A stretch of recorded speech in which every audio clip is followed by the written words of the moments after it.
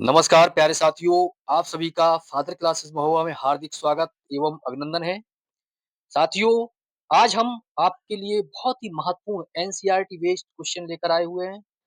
तो देखें question number पहला, निम्न में से कौन-सा वह परिवर्तन नहीं है जो यौन आरंभ की शुरुआत का प्रतीक होता है? ऑप्शन ए नाखूनों में वृद्धि, ऑप्शन बी लंबाई में अचानक वृद्धि, ऑप्शन सी आवाज बदलना, ऑप्शन डी शरीर के आकार में परिवर्तन। क्वेश्चन को पुनः पढ़ लें। वह कौन सा परिवर्तन नहीं है जो यौनारंभ की शुरुआत का प्रतीक होता है? तो साथियों ऑप्शन ए इसका बिल्कुल सही हो जाएगा, नाखूनों में वृद्धि। इसका आप एक्सप्लेनेशन भी देख सकते हैं, दिया है। बालक बालिकाओं में यौनारंभ की शुरुआत होने के लक्षण हैं लंबाई में अचानक वृद्धि, आवाज का बदलना, शरीर के आकार में परिवर्तन, व्यवहार में बदलाव आदि। जबकि नाखूनों में वृद्धि मनुष्य के जन्म से उसके शरीर की उपस्थिति तक जारी रहता है। अतः यह यौनारंभ का लक्षण नहीं है। क्वेश्चन नंबर अगला, एक पारिस्थितिक तंत्र की खाद्य श्रृंखला और उससे होने वाले ऊर्जा प्रवाह से संबंधित कुछ कथन नीचे दिए गए हैं। गलत कथन का चयन कीजिए। ऑप्शन ए, ऐसे सभी जीव जो उत्पादक नहीं हैं, वे उपभोक्ता होते हैं। ऑप्शन बी, एक अकेला जीव एकाधिक पोषी स्तरों पर भोजन प्राप्त कर सकता है। ऑप्शन सी, जीव का पोषी स्तर जितना निम्न होता है, उसमें उतनी ही कम ऊर्जा होती है। खाद्य ऑप्शन डी, खाद्य जाल में दो या दो से अधिक खाद्य श्रृंखलाएं शामिल होती हैं।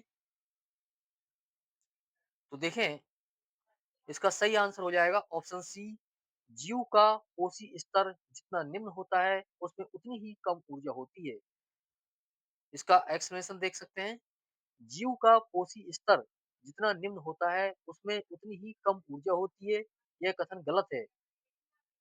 और बार बार उपभोग के साथ जीवों की एक श्रृंखला और उपभोग किए जाने वाले श्रृंखला के माध्यम से हरे पौधे से खाद्य ऊर्जा का स्थानांतरण खाद्य श्रृंखला कहलाता है, जैसे कि घास, टिड्डा, मेंढक, सांप।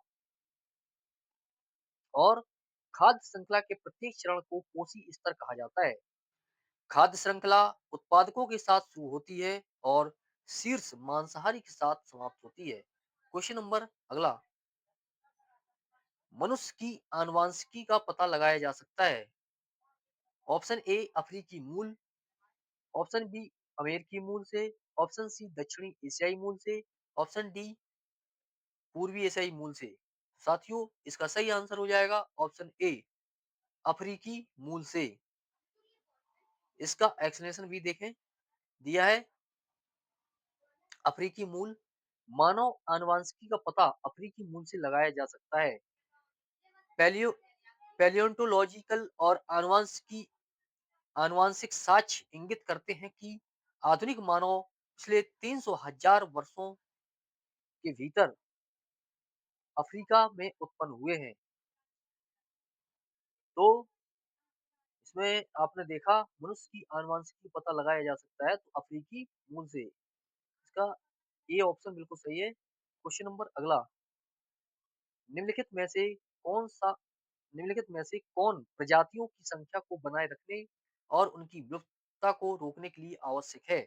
ऑप्शन ए प्रजनन, ऑप्शन बी संचरण, ऑप्शन सी श्वसन, ऑप्शन डी पाचन। क्वेश्चन को पुनः पढ़ लें। कौन प्रजातियों की संख्या को बनाए रखने और उनकी विलुप्तता को रोकने के लिए आवश्यक है? इसका सही आंसर हो जाएगा ऑप्शन ए प्रजनन। लुप्त प्राय प्रजातियां ऐसे जीवों की आबादी है जिनके लुप्त होने का जोखिम है, क्योंकि वे या तो संख्या में कम हैं या बदलते पर्यावरण या परभक्षण मानकों द्वारा संकट में हैं। साथ ही यह वनों की कटाई के कारण भोजन और या पानी की कमी को भी रोधित कर सकता है। इनको प्रजनन द्वारा कुछ हद तक रोका जा सकता है।